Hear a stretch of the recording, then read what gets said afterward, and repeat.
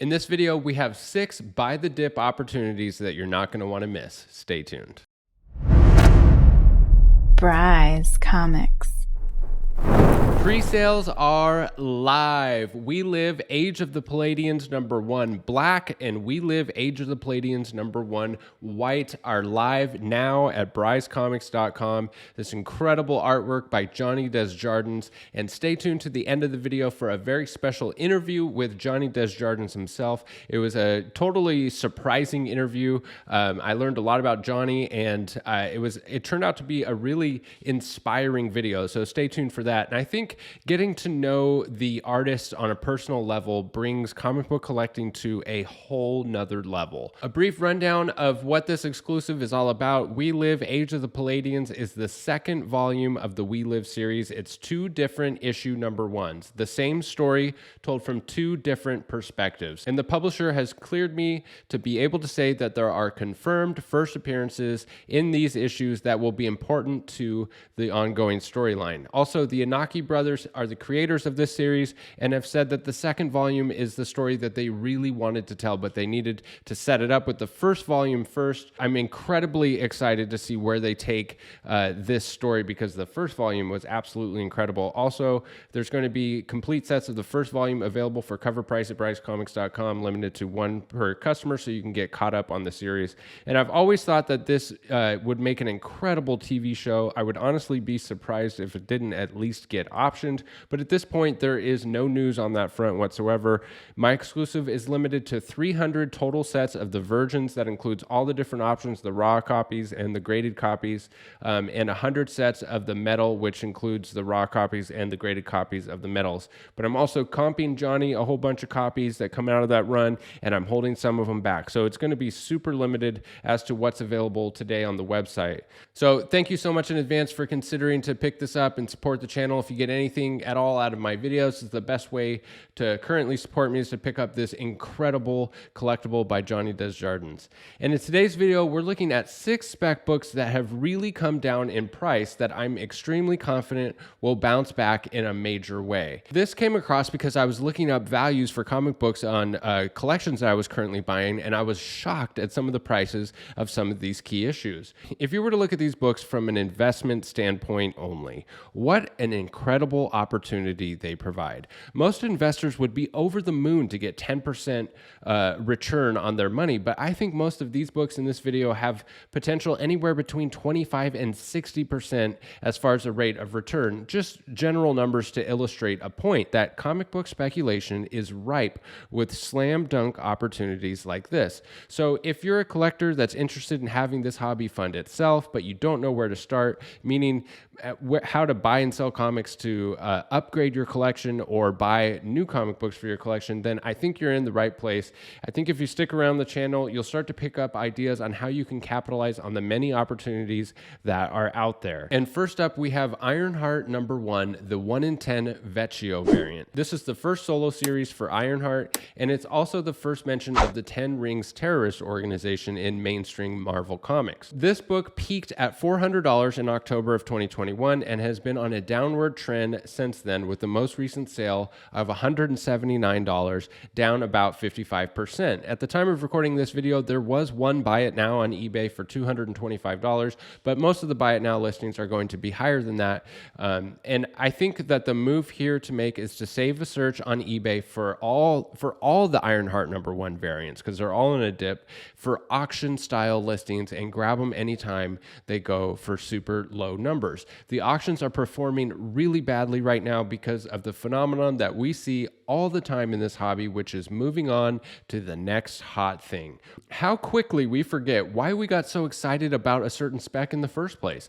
Prices went to the moon on this when we found out that Riri was confirmed for something like 20 appearances in the MCU, and we know that she already has her own show coming to Disney Plus soon. The spec hasn't changed at all, but the prices have plummeted because we haven't heard anything about these 20 projects lately. And I don't think this phenomenon is going to change change. It's just human nature, and there's just so much noise coming at you from so many different directions in comic collecting world, so many notifications and articles that if it isn't in your face, it's easy to focus your attention on what is in your face.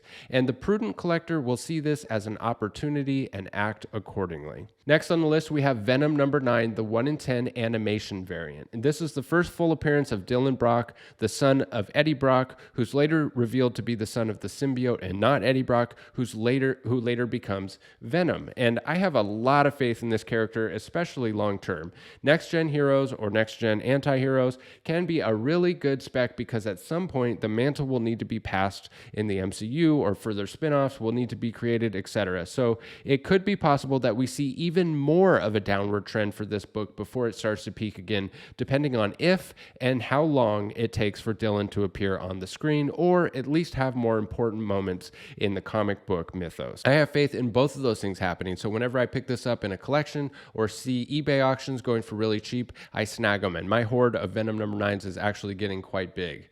The 1 in 10 animation variant is the money book for this issue. It saw a peak of $1,025 back in June of 2021 when we learned that Dylan became Venom, and the most recent sale is $305, a drop of about 70%, which can be kind of misleading number. I mean, there was only 2 sales over $1,000, but it paints the picture. Prices are definitely down. Again, I think the move here is to save a search on eBay and snag auction-style listings whenever they end really cheap. And it's possible, like I said, that they're going to go down even more in the future for this book. Next up, we have Agents of Atlas number 1, the 3rd print. And this is the first team appearance of the new Agents of Atlas, the first appearance of Luna Snow, the first appearance of Crescent and Low, first Arrow, first Wave. And this 3rd print falls into the category of sleeper spec and buy the dip.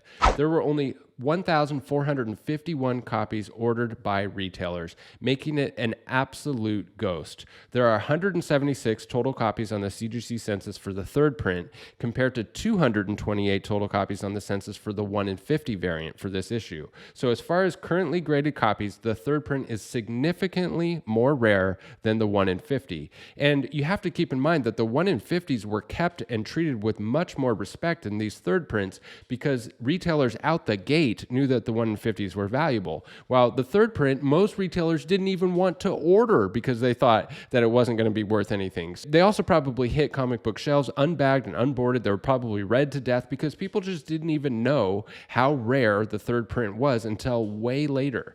So the CGC 9.8 of the 3rd print had a bunch of sales over the $400 mark, peaking at $450, but the most recent sale was $200. And I think that the high sale of $450 is actually undervalued considering it's more rare than the 1 in 50, which had a most recent sale of $1,250 and a high sale of $1,500. Super bright future for these heroes. I would be shocked if we didn't get them on the screen in the future in the MCU. And then there's possible spin-offs for each character, and there's so many characters. There's just a ton of opportunities for this key to continue to go up in price. Next up, we have Daredevil number 9, and this is the first appearance of Echo. As we all know, Echo made her debut in the Hawkeye series on Disney+, and she's slated for her own Disney+ show called Echo that doesn't have a release date yet. And this presents a great opportunity for investment because this book is already way down in price, and I think it will continue to go down in price before it goes back up. There's so many shows and projects that will be released and teased before then that people are going to continue to lose interest in this character as other new characters are vying for their attention. So consider your buy-in. Even if you bought in now, I think you would do great in the long run on this book, but I think you'll do even better if you wait a little longer to buy in. The more your excitement wanes for this character in this comic book, like when you saw this on the screen, you were probably like, ugh, Daredevil 9 again. The worse that gets, the better a time it is to buy in because other people are going to be less interested as well. In fact, that's probably a good investment strategy is only buy books that do nothing for you. Books that you're not excited about because if you're excited, chances are everyone else is too. So this book in a CGC 9.8 had an outlier high of $1,800, but that was a total outlier. The average high price was more around the $1,000 mark, and the average price this month was $575. Maybe that $1,800 was a newsstand actually. So it's down about 50%, but beyond a shadow of a doubt, without question, this book will be on the hot and trending list once again as the show gets closer. Miss Marvel, #1 from 2014. This is the first solo title for Miss Marvel in Kamala Khan, and it's also the first appearance of Zoe Zimmer, who is confirmed for the MCU. And this book probably has the shortest window for return, which is actually a really good opportunity. The show is expected to debut this summer, and we haven't heard anything in a while. And I think the hype train will start to pick up here any day now for this series. This book had a peak sale of $960, but a peak average price of about $640, and the current average price is about $340, so about 50% down. And here's my 12 cents on this issue.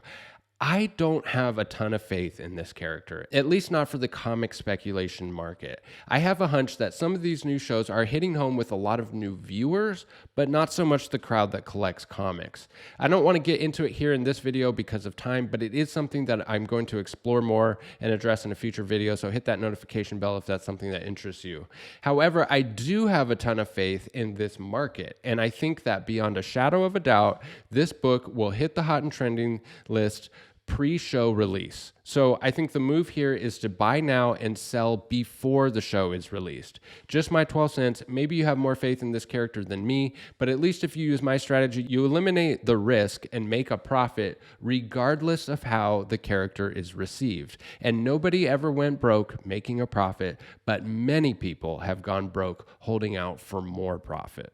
And you know I couldn't do a buy the dip video and not talk about the Black Knight. Last on the list is Avengers #48, the first appearance and origin of the third Black Knight in armor, Dane Whitman, and the first appearance of Aragorn, the Winged Steed.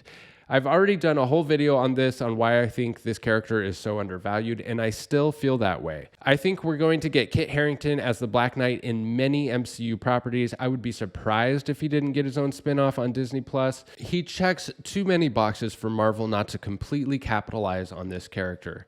And so let's take a look at the very respectable grade of a CGC 7.0. As you can see, it peaked for $1,200 and had a low this year of $546, down about 55%, proving that there are still killer deals to be had out there if you snag one of these at auction. So why is this book taking such a hit? Well, it's the same reasons as the other books on this list. If it's not in your face and making the news, demand goes down and people start to sell off. Also, we didn't get that big of a payoff for the character in the Eternals movie. The Eternals movie itself wasn't received that well. So all of those things added together for this book to go down, but none of the spec is gone behind this book. It's just going to take a little bit longer for it to play out. All right, now enjoy this clip of me talking to Johnny Desjardins about our new exclusive, We Live Age of the Palladians, available now at brycecomics.com. Johnny Desjardins, everyone. Johnny, thank you so much for jamming with me on this exclusive, and thank you for agreeing to come on the show today. I know everyone's going to be stoked to match the name to the face and get to know you a little bit. Yeah, that's a really nice thing. I'd like to do as many of these as possible because you're right. Like, you don't really get to see too much, especially of like me talking or my personal life. I never post any of that, and I don't post videos, so it's good to put a name to a face. So yeah. Well, we're gonna get really personal here really quick. No, that's okay with me. No, I'm just kidding. But I wanted to bring up and talk about, because this has been a long time coming. Actually, for those watching too, the second volume of We Live was supposed to be released a long time ago. I think it was like 6 months ago or even longer, and it just kept getting pushed and pushed and pushed, and then. At first, it was that single cover thing, and then they decided they wanted to tell the story from two perspectives and add a second cover. So it's been a long time coming. Well, and I think you reached out to me back in like May of 21. I think that's April or May. You initially reached out and said that you had plans to do the cover, and you're right, it kept getting pushed back. Yep. As soon as I heard about there being a second volume for We Live, I knew I wanted to get an exclusive, and I knew that I wanted you to do it with the palette knife style. Like that was my first choice, like bar none, I was like, oh my gosh, if I can get Johnny Desjardins to do a palette knife style for this, like that would just blow it out of the park. So when you said yes, I was like, it was crazy because it was the first person I ever reached out to. Oh, really? Yeah. Yeah, you were and you know, I was so early too. It was way before, you know, I knew other shops would swoop you up, and so I was like, I gotta be way ahead of the game on this Well, one. yeah, because I did the We Live the first volume, those two Yeah. covers, and then when they asked me to do the next one, I said, "Sorry, I already made an agreement with you Yep. like months ago," which was legit. Like I said, May Yeah. or April of last year. So yeah, Yeah. and then I wanted to see the designs because, like I tell anybody who reaches out and wants to do a cover, unless I feel like I can bring something to the cover, I don't want to jump on it because I don't like to phone things in. I don't like to force them. And when I saw the designs, they were so colorful and vibrant. I was like, you're right. This would be a perfect thing for the palette knife because they're very vibrant, like the style it is. And the characters would totally translate well to it. So Well, instantly I knew visions were popping into my head. yeah, well, let's bring it up because if you want to talk about adding to, Oh, there we go. Yeah. holy smokes. I mean, I have looked at this probably well over 100 times, like no joke. And Yeah. every time, like it hits me. It's like it's so striking. It's one of those covers that makes you go, whoa. I really, really like the one with the orange guy. I don't know any other names, sorry, but anybody Yeah. watching. But again, just looking at it, from a third person type of thing, the colors just complement each other really well. I like to say it's like Jolly Ranchers for your eyes. It's very Yeah. juicy. Nice. Eye candy. Eye candy. Yeah, eye Yeah. candy. Yeah, there you go. I want to pull up some of the other options here because I mean, check out how good they look in this CGC blue label. It even says the Bryce Comics edition right there. Oh, there's a sweet COA that's coming with it that says it's drawn by the great and powerful Johnny Desjardins. That's awesome. And then we're gonna have the signed CGC sets. And we'll do different colors on the colored one too. Like, I think a dark blue would do well, or the red. So even though the black is a mock-up, I think different colors would be really cool on that. Sweet. Yeah, artist choice on that one, you guys. So there you go. If you have it, it's artist choice, whatever Johnny comes up with on that. And yeah, switch them up. I think that'd be great. Well, sometimes I like to do a very low limited number of like a certain color and throw it in the mix. Nobody really knows that it's out there, but there is selectively small print rand colors used. Well, if you decide to do that with this, they're just going to go out at random, people. So Yeah, that's just it. Yeah, they get snuck in there. And then we're going to have the metal sets, which man, I can't wait to see these metal sets. But it's you can't really do it justice in Photoshop. I didn't want to try to mimic it, so I just put that word metallic there. But yeah, I just got the metal covers in for the We Live ones not too long ago because they were like back ordered, and they actually do look really, really cool. So I'm blown away because I've never seen a metal cover like printed before, and it translates very nicely. For those of you like not following Johnny or being introduced to Johnny for the first time here, first of all, you're welcome. And second of all, you definitely need to go give him a follow over here on Instagram. I just wanted to pull this up to just show people some of your art and some of the different art styles. Yeah. So we had my exclusive, which is the palette knife, which is a very unique style that you do that I was hoping you can touch on here in a little bit, but yep. I saw this one too. And what I love about this one, I'm reading the little quote that you wrote, you says, I haven't played with watercolors in almost 2 years. This is what you came up with after not having done watercolors in 2 years? Yeah. Well, and here's the thing too, like I initially really pushed for the watercolor before I could even do acrylic. The reason why I phased out watercolors because on blanks, it really warps them badly. And a lot of the blanks, it absorbs all the color. So I really chucked it to the side, but it's in the back of my head because I like to switch up the mediums. So all the same principles apply though, like lighting, texture, like you can do minimal texture with watercolor compared to oil. But it's the same principle with everything. I would say markers, oils, watercolor, you name it, digital. Once you get the base and the fundamentals down, Everything's the same. Like I've never used pastels. I want to start playing around with them, but I have a lot of different mediums on my plate, right? But Yeah. it's going to be the same principle. Once you get the hang of it, everything's the same. Lighting is the same, saturation is the same. So you can pick them up and kind of just switch them in and out. Yeah. Well, I hope that you continue with these watercolors because this is just you nail. I mean, this is Thanks. phenomenal. Yeah. But here's the thing: what I don't like about the watercolor is the intensity that you can get, because in the shadows and stuff like that, I really like to change up the colors a lot, and you really can't do that as much with the watercolor. So then we have stuff like this. Yeah. Dr. Doom cover, Sharpies and whiteout. Again, same rules apply. Same rules apply. Once the lighting is down and stuff like that, it's all the same. Yeah, it may be all the same to you, but for Yeah. somebody like me and for most people watching this, when we see something like this is pure wizardry. Well, thanks. But my question that I want to know is, Yeah. do you feel like a wizard when you No, draw something like no, that? because here's the thing: like I am not a natural at all, and I'm not just saying that so that people say, no, you're natural. No, I'm not. I have had to struggle the entire way to get where I am today. Nothing has came easy. I mean, you could ask Dave Finch himself, who I worked under directly.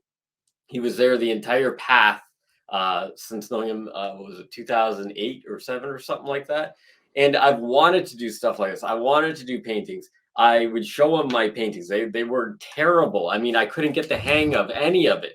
Nothing came easy. And I've been doing stuff like this. If you look back at like the first 10 posts on my Instagram, I was doing Sharpies and whiteout on toned paper. It's just taken this long to really hone it, understand lighting, connect the dots. A lot of things have come into play over the years. So it's all these things that have been picked away at, but we're talking about, 10 years type of thing.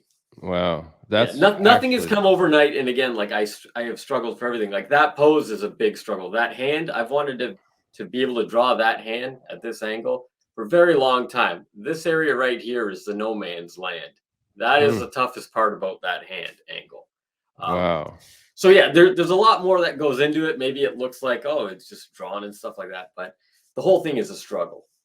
I'm so glad to hear that because I mean I can totally relate. I mean, the same type of principles apply with pretty much everything that I've done in my life, so it's inspiring, to hear that, that you've gone through a very human progression to get to where you are today. But so you got the Sharpies on whiteout, which is really awesome. You've got the watercolor and then the palette knife. Can you talk a little bit about the palette knife? First I think we should talk about the oil. Like my normal oils, which when somebody reaches out to want to do a cover, I said, do you want the traditional oils, which would be like the Yojimbo cover, or that, or even like the Batman Moon Knight on the blank. Yeah, that's on a blank cover there. So that's traditional oils, highly refined. Again, I could still technically put another 5 days on that if you want to blend everything out, build all the texture up. It never ends with that. So. Wow. Again, I started playing with oils a couple years ago. Before that, I was using acrylics, and then the possibilities with oils is a lot more, open. So I was doing cleanup off the palette one day, and I had a sketch of a Joker head. It's behind me right there over my shoulder. The first one ever done. And all I did was I scraped the old oil paint off, and I just put it on there instead of putting it on paper towel. And then I looked at it and I was like, I kind of like it. So I put it on the wall and I was staring at it for a couple days. And then I'm like, you know what? I should post it. And I was very insecure to post it. I'm not going to lie, because again, it's such a far out looking style than anything I've ever done. And I've never really been into that sort of, I don't know how you describe it. The word was abstract that I couldn't remember. So when things get more abstract, again, it goes down a whole different path. And yeah, I looked at it and I liked the abstraction of it. I liked the way that it was chunked together in a way, like all the planes are there, so it reads. Again, the lighting is there. The color, it doesn't really matter. you can get away with a lot with color, but you can't with value. So you have to understand that first. So yeah, I stared at it for a bit, and then I posted it up, and I got a lot of really great response. And then it just rolled from there. I initially took a couple commissions on it, and then I started sending them over to Hank's auction, Bulletproof Comics, and everything, it was got great feedback, and I just kept doing them from there. And then Rabbit Comics was the first person to reach out to say, "Do you want to do an exclusive variant?" At first, I said no, because I can't consistently do the style. Like, it's in my head and it's so fresh, and I've been training to do stuff like this for years. But now we're talking about something, it's abstract, it's different, it's pop art looking stuff. How do I do it over and over again? So I did the painting, I agreed to it, and then I remember I sent it in. I'm thinking, they're gonna hate it, and no one's gonna want it, blah blah blah. And he's like, "Yeah, I love it. It looks great." And I'm thinking, okay, whatever, that's good. I'm happy. And then when it hit the market the first time, it was the fastest cover I ever did to sell out. It sold out in like a couple hours. And when I heard the news, I was thinking like, okay, there's got to be a glitch or something. Like, what's going on here? And then yeah, it kept growing from there.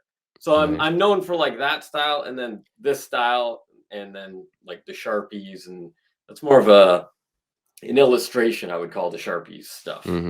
I wanted to hear a little bit about the palette knife style as well. Well, now I just caught everybody up to date on how this came to be, I guess is what it is. So the palette knife, break it down for people that, including myself, you're talking about a knife, and yeah. Okay, so this is a palette knife here, right? Okay. So normally you'll mix the paint with it on the palette and stuff like that. And artists have been using these for, as long as oil paint has been around, realistically. A lot of fine artists use this. I haven't seen anything in my style of it. And to be honest, again, I didn't build it off of anybody's style. When I wanted to draw, I know I wanted to draw like Dave Finch. I wanted to draw like Greg Capullo. I love that style, especially like that 90s image style. When it comes to this, there was no one I was basing it off of. So it's like, what is right? What is wrong? What is the style? Again, I spent so many days. I would order stacks of canvases because I was burning through them, chucking them in the garbage. Yeah, it's a very difficult process. And these are 24 by 36. So that's like poster size. Yes. So you drew this on a huge poster size thing with canvas on a huge canvas with a palette knife. And actually, so the other thing too is the tools I want I can't find right now. So what I do is I make them out of pop cans. Like I cut them into the shape and stuff like that. So a lot of it is actually done with pieces of pop can, believe it or not. They're over there technically. I think we can safely say that you are a wizard or some kind of sorcerer. Nah, you know what it is? I'm determined above all. So I wanted to ask you, what are you most excited about working on right now, just overall? I'm really excited to see where I am at the end of this year, because I always look back in retrospect and go, okay, what did I accomplish? I set a very high bar for myself. Yeah, I want to keep growing. That's the main thing. Yeah, I don't want to stay stagnant. I never have. So I just want the momentum to keep going. You mentioned waiting for covers to get approved, and I want to know, is it ever frustrating, the bureaucracy side of getting some of this art published? You see, I've been doing this since 2008. I think my first cover was 2009 published. I've just learned never to get married to any concept before it gets approved, because you're going down an entire chain, and along the line, there's just creative differences, or somebody doesn't want this, or they don't like this layout, or they do like that. That's just the name of the game. You know what I mean? And it's to work around it. Okay, they don't want, him holding a shotgun. Okay, well, what else could I swap it in? Can I put an axe? Okay, so we got that axe because I like the pose. So instead of the shotgun, okay, we got the axe. So stuff like that. It's always rolling with the punches for me. Gotcha. I've really just become accustomed to it. And I don't think it's anything necessarily like personal or anything. It's just, again, somebody, they put their opinion in there, or they want to see it a different way, and you just keep rolling with it. I still try and always push for what I'm, after. Because if I'm really like, no, these colors, like with the palette knife stuff, they complement each other. So we really need them in there. Stuff like that. I think to sum this little interview up, we've unearthed like 3 really valuable things. One, nothing comes easy, right? Very And true. nothing comes easy. Everything's a struggle that's worth doing. Mm. And second, roll with the punches, Oh right? yeah, yeah, Yeah, 100%. you got to roll with the punches. A lot of things like bureaucracy or creative differences. It's all part of the game, and you got to roll with the punches. And the other thing you said was to keep growing and Yeah. challenging yourself and keep growing. I mean, man, if we could just keep those 3 thoughts at the forefront of our minds, I think we'd all be in much better places. Right on. Well, thank you once again. Thank you so much for coming on the show and for making this incredible artwork. I know that the community and myself are all super grateful to get to collect these awesome collectibles. So thanks Well, again. thank you. Yeah, no, thank you for having me do it. And again, thanks to everybody for the support. I appreciate it so much. You don't even know. And I look forward to getting some printed copies of this in hand, because it's never real until I've got it Yeah. in hand. You know what I'm Yeah. saying? So For sure. For yeah. sure. Thanks everyone. We'll catch you in the next one. Peace. Bry's Comics.